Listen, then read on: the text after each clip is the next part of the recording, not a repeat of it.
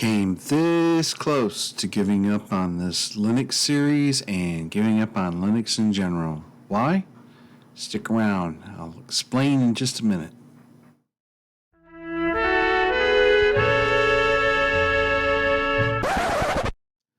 So, what the hell happened and why am I on Windows, you say? Well, if you are watching this, I'll explain. I have spent the last 3 days trying to come up with video tutorials on how to successfully put Linux Mint and VirtualBox on Windows so that you have a chance to be able to use both in the same, without having to dual boot, without having to boot up into a thumb drive and copy and paste and do all this other stuff from one operating system to another. And what I found out was that Linux Mint and VirtualBox are a real pain in the butt, okay? And what I mean by that is, can I do it? Yes. Did I do it? Yes. But the problem is, there is so much involved with trying to get things done through command line that I think it may just be a little bit too much for this video series for people who are just trying to learn how to do this. Is it possible? Yes, I've done it. I'll show you in a minute. Maybe, and I'm just saying this because I haven't tried it yet, but maybe Ubuntu might be easier. I don't know. I will try it later. We'll try another video in that regard. But I want to show you that I did get Linux Mint set up. So I'm going to go over here to VirtualBox. First of all, I need to change my camera position here so that you can see what I'm doing. And that should have done it. Okay, we're going to go to VirtualBox. All right, this is how I have things set up for my system, okay? Now, I do have 32 gig of RAM, so you're going to notice that things are a little bit pumped up on my side. Your mileage will vary depending on how much RAM and how much system resources you have, but I named it Linux Mint. It is a Linux out of all of these choices here. It is an Ubuntu and Ubuntu derivative. So it is Ubuntu 64. There is no Linux Mint choice here, which is okay. It's no big deal. I do have the shared and drag and drop, the shared clipboard and drag and drop bidirectional, meaning that you can go from Windows into Linux Mint and vice versa, copy and paste and drag and drop. I don't worry about descriptions. I don't worry about disk encryption. Under system, I gave it about 12.5 gigabytes of RAM. I don't have a floppy, so I deselect this. I leave the rest of this alone. I don't have to screw with it. Processor, seeing as how I've got 16 cores, I gave it 6. What the heck, right? Execution cap, left it at 100. And under acceleration, I just left everything default. Under display, I'm only using one display, but I gave it all the RAM I could give it, 128 megabytes.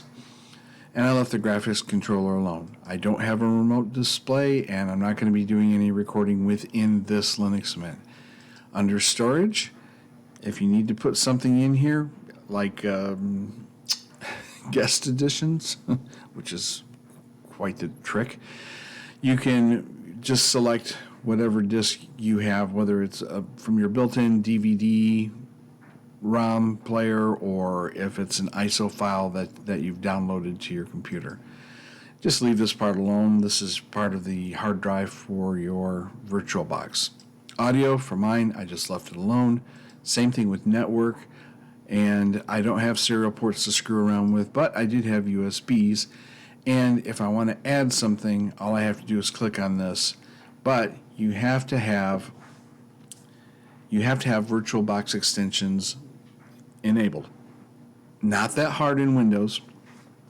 A little bit of a pain of a butt in Linux to do. So I'm going to say that yes, you can do all this stuff in Linux as well if you want to try distributions, but you're going to have to do a little bit of homework, and that's why I don't think it'd be a good idea for me to try to do a video series on how to use VirtualBox in Linux, because every distribution is going to handle it differently. Arch is going to handle this VirtualBox differently. Debian's going to handle it differently. Fedora is going to handle it differently. So I'm just not going to screw with it. But anyway, you can see that you can have access to my USB peripherals just by clicking that, and you can just add it in. I do have shared folders. Okay, so on my Windows machine, I have set it up so that my download folder is my shared folder. So if I have a file in Windows that I want to transfer over, if I don't want to drag and drop or copy paste or whatever, I can bidirectionally I can move things from Windows to Linux Mint and vice versa. This bottom part is user interface. I'm not even going to screw with it. It's fine as is. This is basically for the big window that your virtual machine is writing in. So leaving that all alone, I'm going to start this. Now, there are different ways of starting it, but we're just going to go with normal start. So I'm going to click the green button, and you're going to see, hopefully, here we go, starting right here, we're going to see Linux Mint starting up. All right, so there we go. I've already installed Linux Mint. I've already installed the extension pack. I've already installed the guest extensions. DLU, Drunk Linux User. Now, I know you're not supposed to use really simplified passwords, but this is just for educational purposes, right? Now, with all of those things added in, I can actually click and drag. You can see that my screen will dynamically change the desktop for Linux Mint, which is really cool. And without guest additions, this isn't going to happen. Without the extension pack, you're not going to have access to the different USB peripherals as well. So these are very, very important things, okay? Now, I have gone ahead and I have installed Brave. Let's see, to ensure the privacy is okay. It's my default. Now, I'm not going to actually, well, this is what I'm going to do. I'm going to go to, I won't go there. I'm not going to go there because this is the system I'm actually using within this virtual machine. So within the virtual machine, I didn't even have to change anything at all for the networking. Networking was already in place, worked like a champ right out of the box. I've already installed updates. If you need to, you can always refresh and check. This is a pretty standard look for Linux Mint using their Aqua theme instead of their Minty Freshness. And so it's checking for package updates, processing the updates. Do I have any updates? Not at this time. So I just click out of it. Let's see. You have everything that you would have in Linux Mint. So if you want to go over to graphics, if you want to go to accessories, if you want to go to Office, you can even see LibreOffice. Now, this is the older LibreOffice. Remember, they're going for stability. They're not going for the latest, greatest. You want to click this and start it. Boom, there you go.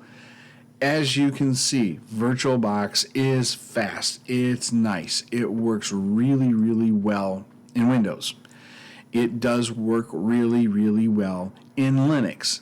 The setup, however, is going to be dependent on several things. How much RAM do you have on your system? What kind of processor do you have? And how much patience you may have as well. Because you're going to have to do a little bit of research to make sure that this is going to work for you. I'm sorry to say that, but it's absolutely true.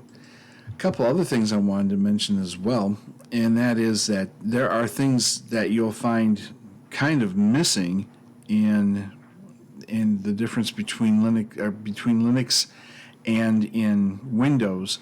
And for example, yes, you can go in and put in a virtual camera in Linux, but it's already for you in Windows. And that's something that you kind of have to screw around with the Linux kernel, installing all the things, getting things configured. And again, it's kind of a pain. It really is kind of a pain. But can you do these things? Absolutely. You just need to have a little bit more patience. One of the things that is very nice about Windows, and I'll give it to Windows, okay? I'll give it to them. And I'll give it to the developers. They've learned how to make this work very, very well in Windows. A lot of the programs. For example, I'm using Betterbird, right? Well, Betterbird actually has a tray icon down here that I can use it to bring it back up. It'll show notifications as to how many emails I have. All I can say is that it was frustrating. I was getting to the point where I was just sitting around thinking, I don't even know if this is worth it. If I can't do this, then it's going to make everybody else feel like, holy crap, if this guy who's somewhere between, beginner and intermediate user, see, there we go, message, then how in the hell am I going to be able to do this if I'm a brand new user? Well, what I have been trying to suggest to Windows users is try to spin up a virtual machine in Windows first. Try it out. That way, you have a choice and you have a chance to create, for example, a Word document using Word in Windows and seeing how it actually translates over into LibreOffice, or if you happen to have SoftMaker or something like that, or OnlyOffice. I haven't given up. Obviously, I'm still doing this, but boy, I came close. I came really, really close. You just shut down your virtual machine like you shut down your Linux Mint normally. And let me tell you, too, this is a very interesting point. VirtualBox in Linux loading Windows is a breeze compared to this. Now, you will have to probably go in and add your user to the VirtualBox permissions. That's like one line of sudo add this thing user whatever, enter your password, and you're done with it. You don't have to screw around with it because they've got it set up for Windows very, very nicely. So when you see the disparity between different programs in Linux and in Windows,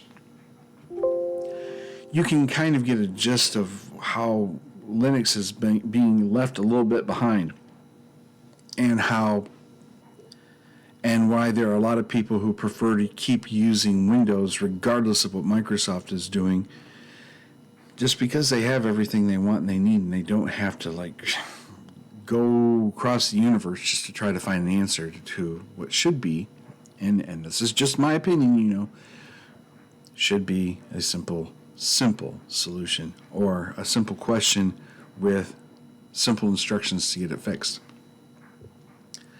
Now that I've got that Linux rant out of my head, I do have Ubuntu set up on a different partition. I still have Linux Mint with Unity set up on another hard drive, and I now have Linux Mint on my VirtualBox in Windows. It's been a trip, folks. It really has. And you already know our words of wisdom. I don't have to go through all that crap with you again, do I?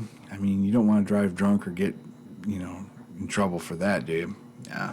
Save your money. Don't buy crap when you're buzzed. In the meantime,